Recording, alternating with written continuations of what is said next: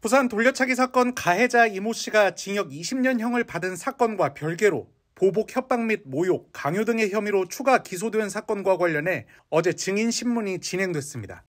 재판에는 이 씨와 같은 구치소 수감실에 있었던 재소자들이 증인으로 출석했고, 이 씨는 따로 마련된 방에서 헤드셋으로 내용을 방청했습니다. 지난해 3월부터 6월까지 이 씨와 같은 수감실에 있었던 A 씨는 뉴스에 사건이 나올 때면 이 씨가 억울함을 호소했다며 출소하면 피해자에 대해 극단적인 범죄를 하겠다는 발언을 들었다고 전했습니다. 특히 이 씨가 아예 피해자가 죽었다면 징역을 더 낮게 받았을 것이란 말을 자주 했었다며, 이 같은 발언을 옆방 수감자에게 큰 소리로 했기 때문에 같은 방 수감자는 대부분 들었을 것이라고 밝혔습니다. 또 다른 증인 B 씨도 이 씨가 1심에서 징역 12년을 받은 뒤 6대 때렸는데 한 대당 징역 2년을 받은 셈이라며 더 해쳤어야 했다고 말했다고 전했습니다. 또 피해자가 남자였다면 이렇게까지 형량을 많이 받진 않았을 것이라고 얘기했다고 덧붙였습니다. 이 씨는 민사재판을 통해 알게 된 피해자의 이름과 나이 등 개인정보를 재소자들에게 말하고 다녔고, 피해자 외모 비하 발언도 했다는 증언도 나왔습니다. 재소자들 사이에서 이 씨는 조폭 출신으로 알려져 두려움을 자아냈고, 동료 수감자에게도 폭언을 자주 하며 자신의 요구를 강요해온 것으로 알려졌습니다. 다음 재판 기일이 11월 7일로 정해진 가운데 법정에서 직접 공판을 지켜본 피해자는 이 씨의 민낯을 보여주는 재판이라고 생각한다며, 반성 인정과 같이 수치화할 수 없는 양형 기준은 없어져야 한다고 말했습니다. 부산 돌려차기 사건은 2022년 5월 이 씨가 귀가하던 여성 피해자를 성폭행할 목적으로 뒤쫓아가 폭행한 사건으로, 이 씨는 지난해 대법원에서 징역 20년을 확정받았습니다. 항소심에서 성폭행 혐의가 추가돼 징역 20년을 선고받은 부산 돌려차기 사건의 피고인. 가해 남성은 법원에 반성문을 11번이나 제출했지만 정작 구치소에선 복수만을 이야기했습니다. 안에 있었을 때 나가서 피해자를 찾아가서 죽여버리겠다, 더 때려주겠다. 저한테 2주 동안 그렇게 하루도 빠짐없이 얘기를 했고요. 범행 2개월 뒤 가해 남성의 재범 위험성을 평가한 부산보호관찰소의 보고서입니다. 사이코패스 진단검사 결과 27점을 받았습니다.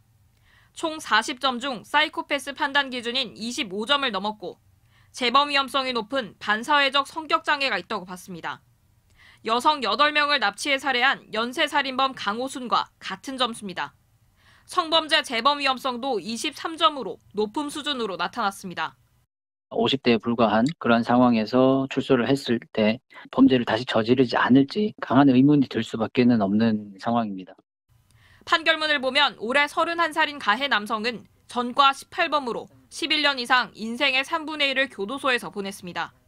이번 범행도 마지막 복역을 마친 지 3개월도 안 돼 저질렀습니다. 만성적 범죄인에 해당이 되기 때문에 개선 교화의 가능성도 상당히 적고, 또 다른 범죄를 반복 발생할 가능성이 크다고 생각됩니다. 검찰은 항소심 판결문에 대한 법리 검토를 거쳐 대법원 상고 여부를 검토 중입니다. MBC 뉴스 김윤아입니다. 지난해 12월 부산 돌려차기 사건의 가해 남성이 작성한 항소 이유서입니다. 나와 비슷한 묻지마 범죄에 죄명도 형량도 제각각인데 왜 나만 이렇게 많은 형량을 받는지 모르겠다면서 억울함을 호소하고 있습니다. 그러면서 피해자가 회복 중이고 말도 잘하고 글도 잘 쓰는 것을 봤다. 피해자라는 이유로 진단서, 소견서 다 들어주는 것 아니냐며 적반하장의 태도를 보입니다. CCTV 속 사라진 7분에 대해서는 납득하기 힘든 해명을 늘어놨습니다. 범행을 은폐하려던 게 아니라 다른 사람들이 피해자를 구호하기 좋은 곳으로 옮겼다는 겁니다. 사건 발생 1년이 지나도록 피해자에게는 단 한 번도 사과를 하지 않았지만 재판부에는 11차례에 걸쳐 반성문을 제출했습니다. 반성은 가해자가 당연히 해야 하는 것이고, 그 대상은 판사가 아니라 피해자 본인에게 해야 한다고 생각합니다. 올해 초 작성한 반성문에는 항소 이유서와 사뭇 다른 태도를 보입니다. 잘못을 반성하고 후회하고 있다는 말을 수차례 반복하면서 판사에게 가련한 처지를 살펴 선처해달라며 감형을 호소했습니다. 대법원의 양형위원회 양형 기준에 따르면 가해자 피고인이 반성했는지 여부를 감형 사유 중에 하나로 요건으로 들고는 있습니다. 항소심 선고에서 징역 20년과 10년간의 신상정보 공개 명령이 이뤄진 가운데 검찰은 조만간 상고 여부를 결정할 계획입니다. MBC 뉴스 김민아입니다.